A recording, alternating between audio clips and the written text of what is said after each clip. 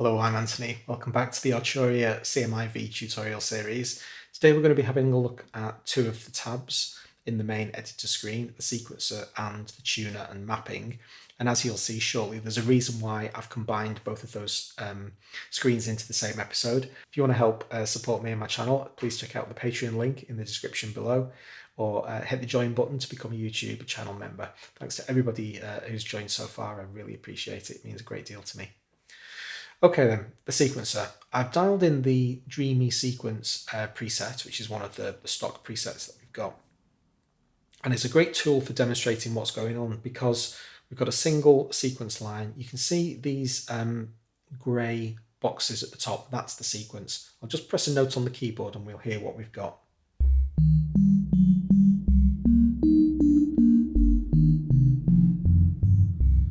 Okay, so a few things to note. Got a red line indicating where the sequence currently is. It's a 32-step sequence. We've got 32 separate segments or steps over here. We've got this green line at the end that determines how big the sequence is. You can see I can drag this curtain to the left and right. And we can also control the length of each of the notes. We'll get into all of that shortly. But fundamentally what this is doing is a very basic form of what your DAW can do much, much better. Let's be under no illusions. You know, this is a mid-80s sequencer. This stuff had only just been invented, so the technology is very primitive. That doesn't mean it's without value. There's great value for actually plugging sequences directly into the synthesizer. I'll try to show you a little bit of that today. So let's have a very quick run through the interface itself. As you can see, the 10 slots, the 10 voice slots that we have in the synth are all represented in the sequencer. They can each have their own sequence. And in addition to you being able to program that sequence, you can have up to 8 independent patterns with these buttons along the bottom. Now at the moment, when I click, I just inadvertently clicked in between, and we'll come to that shortly. But at the moment, we've got just pattern 1 being displayed. This is that. If I head over to pattern number 2, you can see that it's completely blank. If I select pattern 1 again and copy, and then jump over to pattern 2 and paste, all of the information from the entire sequence has just been pasted into pattern 2. Now, as things stand, unless I basically explicitly select pattern 2, if I press a key on the keyboard, that's now playing pattern 2. But I can link those two patterns together by clicking the little arrow in between. And now it's going to play both patterns 1 and 2. Now, because they're identical, that's very difficult to identify. So I'll make a change to pattern 1. I'm going to add some new notes to it. What I'm basically going to do is each of these blank steps in between the notes that are currently being played, I'm just going to single click in most of them. And I'm adding, as you can see, an instance of C3, which is the default note, to that pattern. Let's hear what it sounds like now. Now you can see it playing pattern 1. Once it's finished playing pattern 1, it skips over to pattern 2 and plays that. Once it's finished pattern 2, it will stop, return to the beginning of the sequence, and wait for the next note on command. And the reason it's waiting for note on commands is because our play mode is currently set to that. If I engage MIDI start and press play in the sequencer, that's what triggers the sequence. To play all the way to the end of pattern 2, and then return. So it's now in a cycling loop mode. Now we can manually enter the same state as well by pressing start. Now the sequencer is completely independent. It's got nothing to do with whether or not the song's running. And we can click stop to turn it off. All of that's currently synced to the host tempo. If I turn sync off, then our rate slider lets us set an absolute BPM value, but I want it to be in sync at 1/16th, so I'm perfectly happy with that. I'm going to head back to pattern 1 for the moment, and I'm just going to disable pattern 2 so that I can show you the swing level. At the moment, swing is off, so all of the notes are played equally.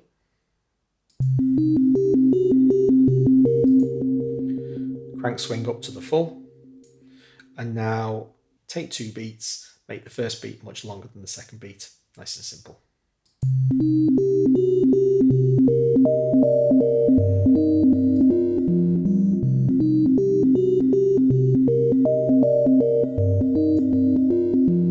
So that's basically a kind of salt to taste thing. There's no hard and fast rules about swing. Now, as things stand at the moment with this sequencer, there's very little point in me demonstrating polyrhythm, because polyrhythm comes into its own when you've got multiple different patterns playing against each other. So what I'm going to do to demonstrate this feature is introduce a second line. Now at the moment slot number 2 is empty, so I'm going to load a sound into it. And this is where things are going to go wrong, and we're going to need to introduce the mapping screen, as I'll show you very shortly. So I'm going to head over to slot number 2, and I'm going to browse for an internal sound. I want to load an orchestra sound. So that's now been loaded into slot 2, and here you can see it being displayed in the sequencer. Now I'm going to add some notes that are going to be played by that orchestra sound. Now the third note that I want to add is underneath this D here. But let's say I slightly misclicked, clicked in the wrong box, no problem. Right click to get rid of it, left click to create the note I want. I want to make these notes longer. I don't want them to just play for one individual step of time. So I can hover on the right hand side of the step and drag it. It gets longer. If I hover at the top of the note, I can change the pitch that's going to be played. So I want this to mirror the dreamy sound, so I want to change this to a G, and this wants to be a D. Make that one a bit longer.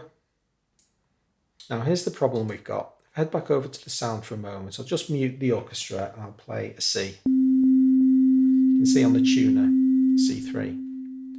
Now I'll mute the dream sound and unmute the orchestra. It's quite distorted, but you can see it's playing an E flat, 3 semitones higher than the C. So why, when I press the same key on the keyboard, is that playing an E flat and not a C? The reason is that when you load an internal sound in the CMI, by default it assigns it to A3. A3 is the tonal center of this synthesizer. Can you see this global tuning value at the bottom? It says pitch 128.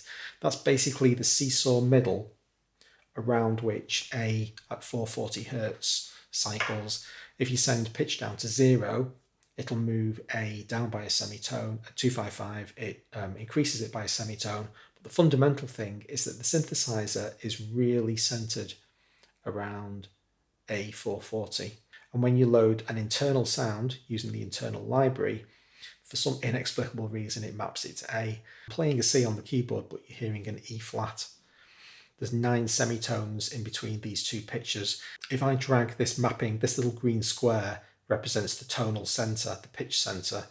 If I drag that down to C3, now I'm going to play the C3 on my keyboard, watch the tuner. Again, it's pretty distorted, but it's playing a C. While we're here, let's have a quick chat about the tuning screen. It's really straightforward. At the moment, every one of the 10 slots is assigned to all of the notes of the keyboard. In this mapping preset down at the bottom right hand corner, it's currently set to none, but what you're seeing there is the functional equivalent of specifying the full mapping preset. And in fact, that's a shorthand way to fix any of these tuning issues. If I head over to slot number 3 and I'm going to load a bell,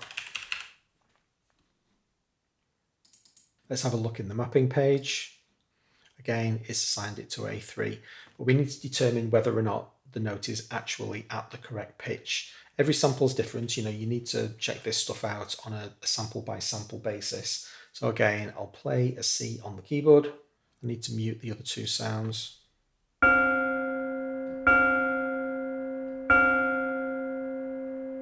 So in that case, when I press a C on the keyboard, you're hearing a C in real time. So that sample is tuned differently to the orchestra sample.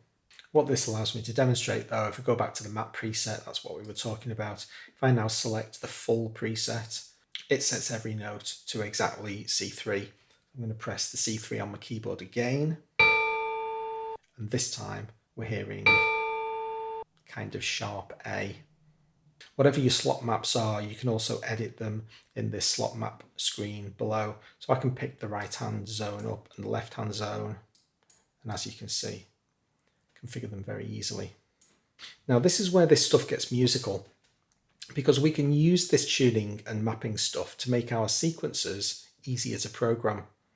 What I'm going to do is set the orchestra back to A, so that any note that I play on the keyboard is going to be 3 semitones higher. It's basically going to be a minor third above the dreamy sound. So let's just stick with those two sounds for the moment. Head back to the sequencer. Now if I play this sequence, these notes as represented, we're going to generate basically minor third intervals between the underlying dream sound that's being played.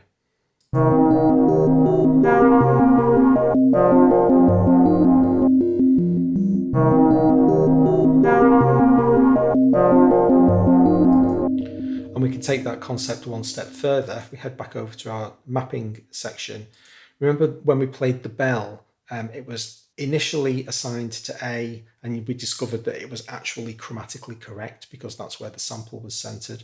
Well, what I want to do is I want to play a C on my bell sound, but I actually want it to play a G so that I'm getting the perfect fifth. So I want this to be a G.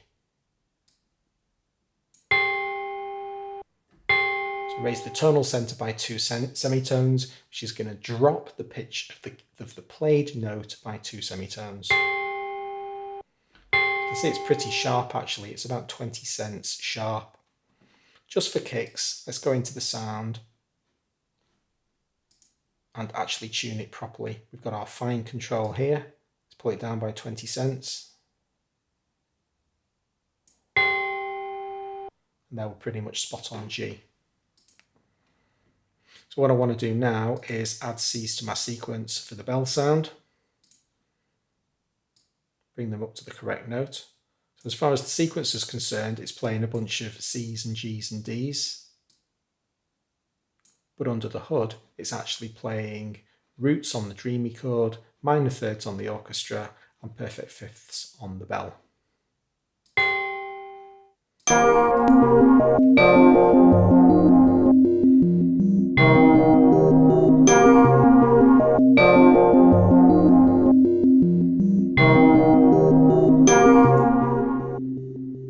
Let's say we don't want all the notes to be played at the same time, no problem. I can pick this thing up, drag it wherever I want. Let's offset them all by a beat. And we'll make them all a little bit longer. See what that sounds like.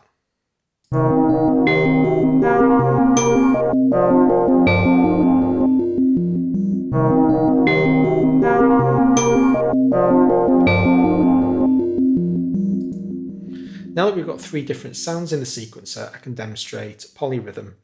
What I'm going to do is turn the polyrhythm on. And what this allows me to do is specify different step lengths for each of the sequencers. So I can have my main sequence running for the whole 32 steps, but the orchestra, when I pick this green line up now, can you see it's separated from the main green line? It's not a single static line, vertical line all the way down. So I'm going to set this second sequence to exactly halfway. So I've just basically made it cut short at step number 16, stop playing there. So what you're going to basically see is 2 separate playheads now. Sequences numbers 1 and 2, or slot numbers 1 and 3 are going to be played all the way to the end, but slot number 2 is going to basically stop after step number 16 and go back to the beginning, and you'll see individual playheads for each of the different sounds.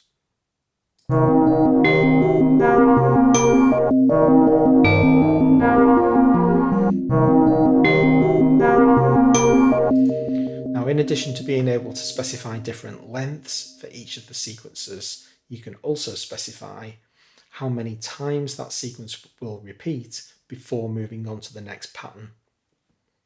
So if we bring pattern number 2 back in, remember we created it earlier and we just gave it that really simple line. So we're going to bring that back in. And what I'm now going to say is that for pattern number 1, I want this to play twice before it moves on to pattern number 2.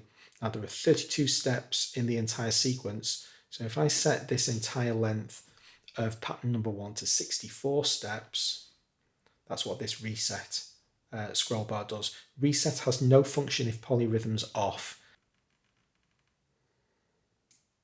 And now you'll see pattern number 1 play twice with the green bar underneath, then it'll move on to pattern number 2. If we have a look at pattern number 2, I'm going to set that to 32 so that it only plays that pattern once, and then we'll head back to pattern number 1. Let's hear all that.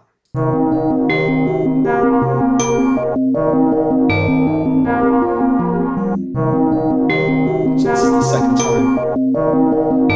Now we head to pattern 2.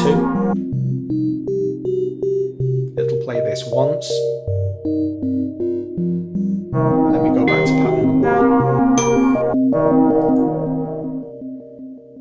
Each of the individual steps, if we click on them, you've got note edit values underneath. You can see the velocity set to 100. There's the note and the duration. You can edit the notes down there. If I click the velocity and drag up, you can see me changing the velocity. You can also change the velocity directly in the notes themselves. This kind of dark grey is representing the note's current velocity, or that step's current velocity. In order to change the velocity from inside the graphical window, you know where you change the note, hover up at the top where it turns into these arrows. Well, ordinarily that changes the pitch. But if you hold the Shift key down, it switches to changing the velocity. And now you'll see the bar get darker or lighter as I decrease or increase the velocity.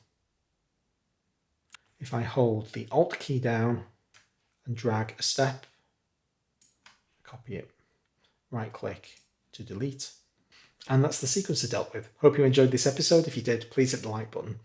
I'll see you next time. Thanks a lot.